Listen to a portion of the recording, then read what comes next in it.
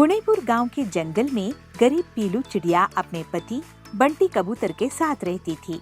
वो अपना एक छोटा सा नाश्ते का ठेला लगाती थी। वो बहुत गरीब थी और बंटी मोटर कार रिपेयरिंग का काम करता था। पीलू और बंटी गणेश जी के बहुत बड़े भक्त थे। गरीब होने के बावजूद पीलू हमेशा गणेश जी को शुद्ध घी के लाडू और ताजे फल भोग लगाती थी। एक दिन बंटी का एक्सीडेंट हो जाता है, उसके हाथ टूट जाते हैं। देखो पीलू, इतनी गरीबी में और ये मुसीबत आ गई है। आप दुखी मत होइए जी, गणेश जी सब ठीक कर देंगे। ऐसा कहकर पीलू पैसे कमाने के लिए बबलू की जगह मोटर गाड़ी रिपेयरिंग शुरू कर देती है, लेकिन उससे वो अपने काम से आकर गणेश जी को भोग लगाया करती थी और उनकी पूजा करती थी। उसके बाद नाश्ता बेचा करती थी। एक दिन पीलू जब मोटर गाड़ी का काम करने के लिए गई तो उसके मालिक ने उसे काम से निकाल दिया। पीलू, अब से मुझे तुम्हारे काम की जरूरत नहीं है। मैं ऑटोमेटिक मशीन खरीद लाया हूँ, अब तुम जा सकती हो। लेकिन मुझे पैसों की बहुत जरूरत है सेठ जी। देखो, अब जमाना मशीनों का है, अब से काम मिलना बहुत मुश्किल होने वाला है। पीलू रोते रोते घर वापस आती है। गणेश जी, अब मैं क्या करूं? मैं ही अब घर संभाल रही थी, अपने पति का इलाज कराना है, लेकिन मेरे पास तो पैसे ही नहीं है। ना नाश्ते की दुकान चलती है, ना नौकरी चली।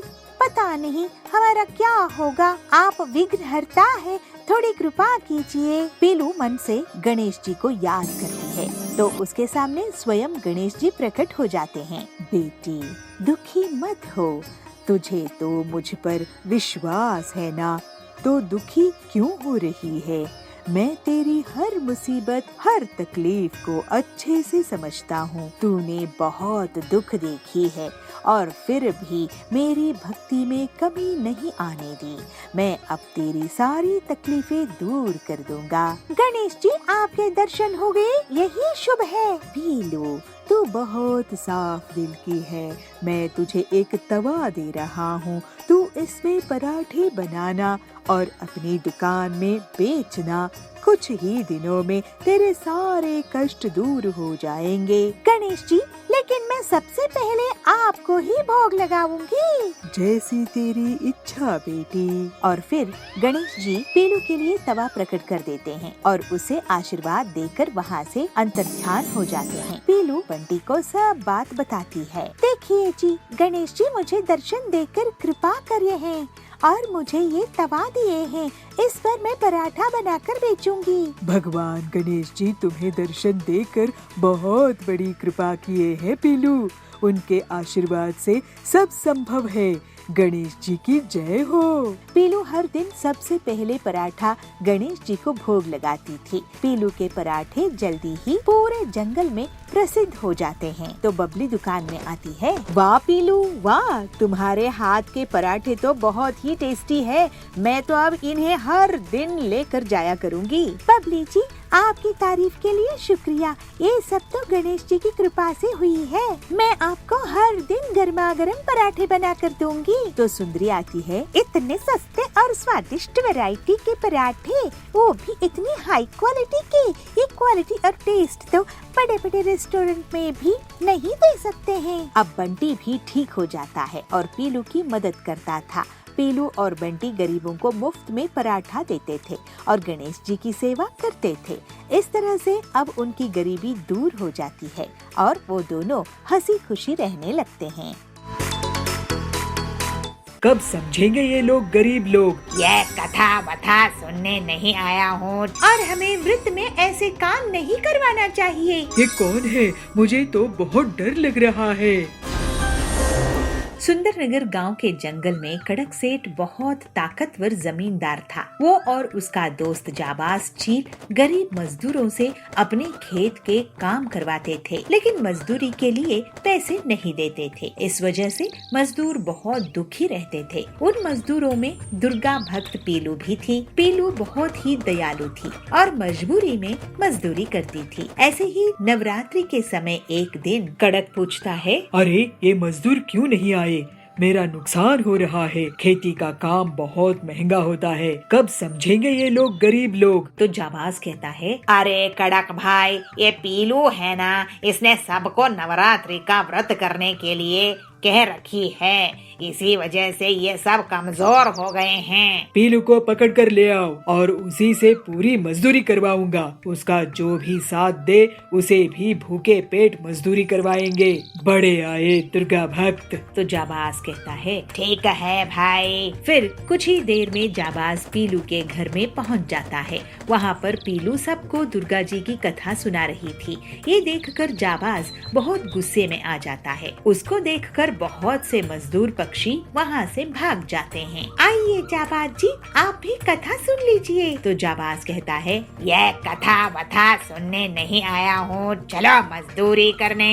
लेकिन आज तो नवरात्रि का व्रत है, आज दुर्गा जी की कथा सुननी चाहिए। तो सुंदरी कहती है हाँ, हम पीलू के साथ है। तो बंटी कहता है एक दिन भी हमें आप चैन से नहीं रहने देते हैं। पीलू कितनी बड़ी भक्त है, आप उसे कम से कम छोड़ दो। तो जाबाज कहता है अब तो तुम दोनों को भी मैं इस पीलू के साथ लेकर जाऊंगा।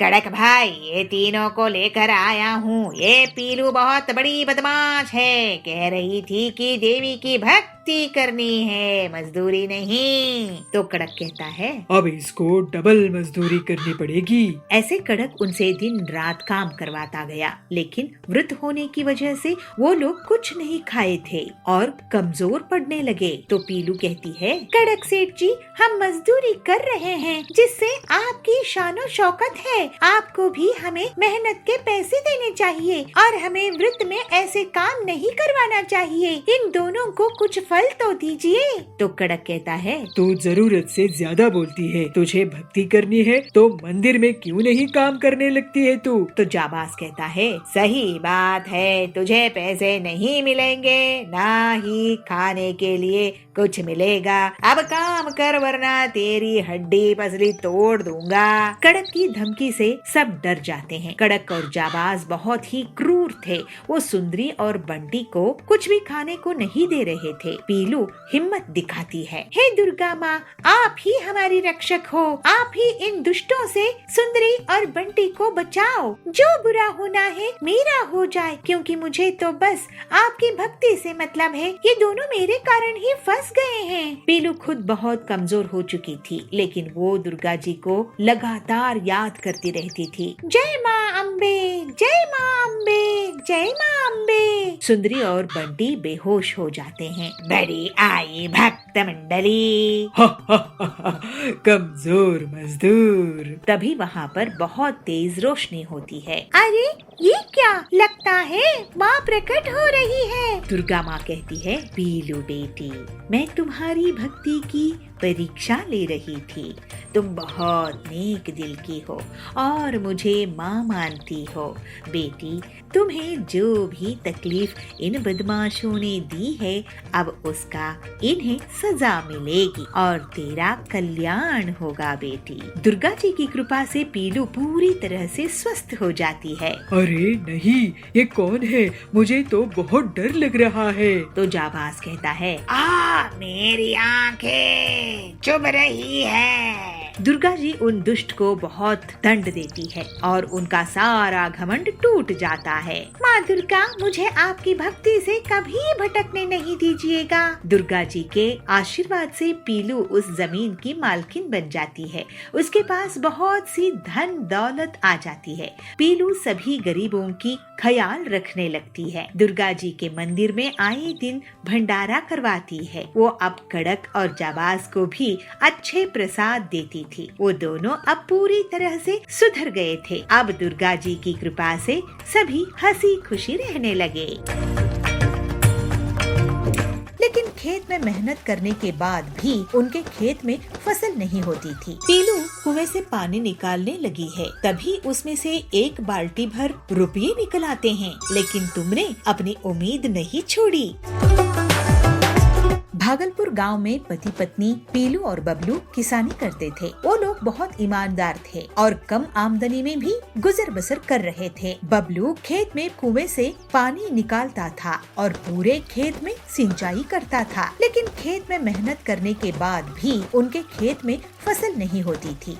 वो लोग बहुत तरह की फसल उगाने की कोशिश करते हैं, लेकिन एक भी फसल नहीं उगती है। सुनिए जी, खेत में कोई भी फसल नहीं उगती है। हमारे ऊपर बहुत कर्ज है, लोग पैसे मांगने आते रहते हैं। मैं सोच रही थी कि मैं कहीं पर मजदूरी करने लगती हूँ, क्या किसी के घर में काम करने लगती हूँ। कम से कम घर में खाना खाने लायक पैसा तो आएगा। इस खेत में कितनी ही काम करो, बेकार है। अरे नहीं पीलू, मैं इस खेत को नहीं छोड़ सकता हूँ।